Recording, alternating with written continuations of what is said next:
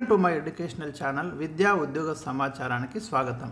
ఈ రోజు నుంచి తెలంగాణ రాష్ట్ర వ్యాప్తంగా మరి అభ్యర్థులు టెట్కు హాజరు కాబోతున్నారు. ఇప్పుడు ఈసారి మనకి కంప్యూటర్ బేస్డ్ ఎగ్జామ్ జరుగుతుంది. చాలా జాగ్రత్తలు తీసుకోండి కంప్యూటర్ బేస్డ్ టెస్ట్కి అటెండ్ అయ్యే ముందు.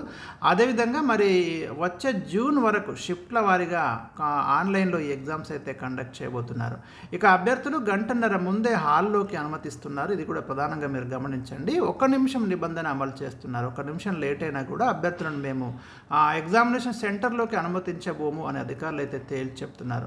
ఇక్కడ అభ్యర్థులు ప్రధానంగా మీకు ఎక్కడైతే సెంటర్ లొకేషన్ అనేది కరెక్ట్గా మీరు ఐడెంటిఫై చేసుకొని టైంకి మీరు సెంటర్కి చేరుకునేలాగా ప్లాన్ చేయండి. ఎందుకంటే చివరి మూమెంట్లో సెంటర్కి చేరుకోవడం వల్ల అనవసరంగా ఒత్తిడికి లోనై ఆ మొత్తం ఎఫెక్ట్ మీ ఎగ్జామ్ మీద కూడా ఉంటుంది. కాబట్టి జాగ్రత్తగా గమనించి బిఫోర్ వీలైనంత వరకు మీరు ఈ జర్నీని ప్లాన్ చేసుకోవడము, అడ్రస్ను లొకేట్ చేసుకోవడము, ఈజీగా మీరు తొందరగా నిర్ణీత టైం కంటే ముందే మీరు సెంటర్కి చేరుకొని హాయిగా ఎంత ప్రశాంతంగా మీరు హాల్లోకి వెళ్తే అంత బాగా ఎఫెక్టివ్గా మీ ప్రజెంటేషన్ అనేది ఉంటుంది. కాబట్టి అది గమనించండి. ఇంకా కొత్త రూల్స్ ఏమున్నాయి ఒక్కసారి అయితే మనం ఇక్కడ చూద్దాం. రాష్ట్ర వ్యాప్తంగా 80 కేంద్రాలలో ఎగ్జామ్ జరుగుతుంది.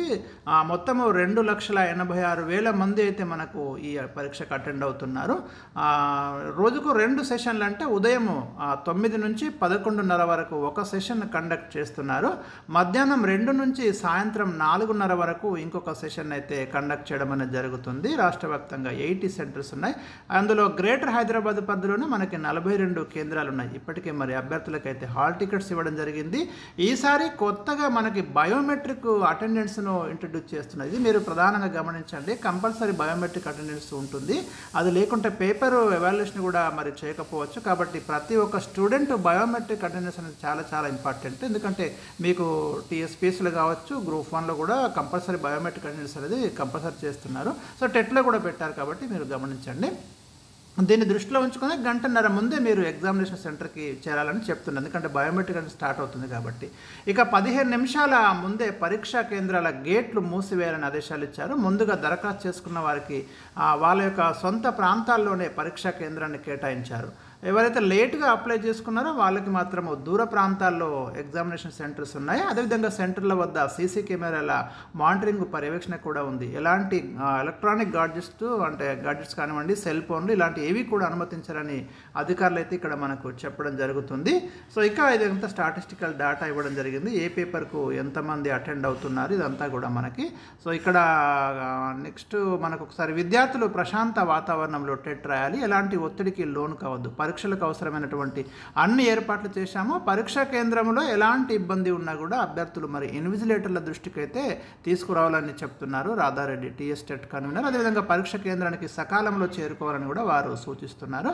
కాబట్టి అభ్యర్థులు మరి మీరు ఈ విషయాలన్నీ కూడా గమనించి జాగ్రత్తగా మీరు ఎగ్జామ్ బాగా రాసి మంచి మార్క్స్ మరి టెట్లో సంపాదిస్తే మీకు డిఎస్సిలో కూడా చాలా అడ్వాంటేజ్ అవుతుంది. నెక్స్ట్ దీని తర్వాత మీరు డిఎస్సి ప్రిపరేషన్ స్టార్ట్ చేసుకోవచ్చు ఈజీగా.